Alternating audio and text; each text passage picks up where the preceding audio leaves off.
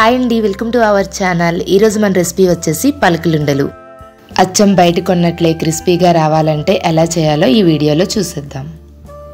Stove పై కడాయిని పెట్టుకొని ఇందులో 1.5 cup వరకు పలుకులను వేసుకోవాలి. అదే పల్లీలను కూడా అంటారు. వీటిని మీడియం ఫ్లేమ్లో కలుపుతూ వేయించుకోవాలి. ఈ విధంగా చక్కగా వేగిన తర్వాత వీటిని ఒక ప్లేట్లోకి తీసుకొని చల్లారబెట్టుకోవాలి.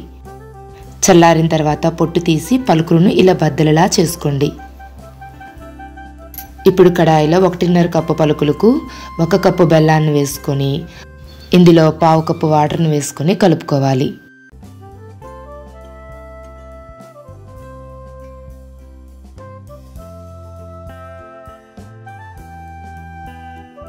బెల్లం అంతా కరిగి పాకం వచ్చేంత వరకు కలుపుతూ కుక్ చేసుకోవాలి. ఈలోగా ఒక ప్లేట్కి కొద్దిగా నెయ్యిని వేసుకుని రాసుకుని పక్కన పెట్టుకోవాలి.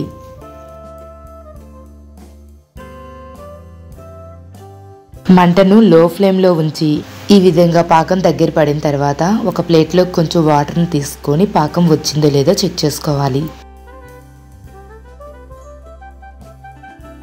నీళ్ళలో వేసిన పాకాన్ని తీసుకొని ఈ విధంగా విరపండి. పెళ్ళుమని విరిగేటట్లయితే మనకి కరెక్ట్గా పాకం వచ్చినట్లు. పలుకులుండ్లు అచ్చం బయట కొన్నట్లు రావడం కోసం ఒక చిటికెడు వంట సోడా, 1 స్పూన్ నెయ్యిని వేసుకుని కలుపుకోవాలి. నెయ్యి ఇక్కడ మీ చాయిస్ అండి. వెంటనే పొట్టు తీసుకున్న పల్లీలను కూడా వేసుకొని అంతా కలిసేలా కలుపుకోవాలి. ఇలా కలుపుకున్న తర్వాత ముందుగా నెయ్యి రాసుకున్న ప్లేట్లోకి వేసుకోవాలి.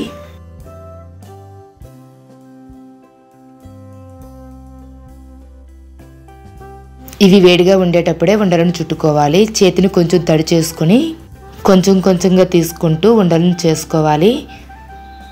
చాలా త్వరగా చేసుకోండి, లేదంటే ఇది గట్టిపడుతుంది.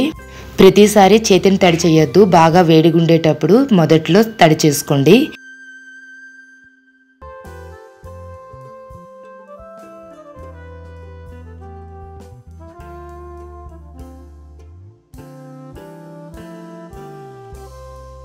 ఈ విధంగా అన్ని చుట్టుకున్న తర్వాత 2-3 గంటలు బాగా చల్లారబెట్టుకుని ఏదైనా ఎయిర్టైట్ డబ్బాలో స్టోర్ చేసుకుంటే ఎంతో టేస్టీ అయిన పలుకులుండలు రెడీ అండి. ఈ వీడియో కనుక మీకు నచ్చినట్లయితే ఒక లైక్ చేయండి, షేర్ చేయండి, సబ్స్క్రైబ్ చేయండి. Thank you for watching.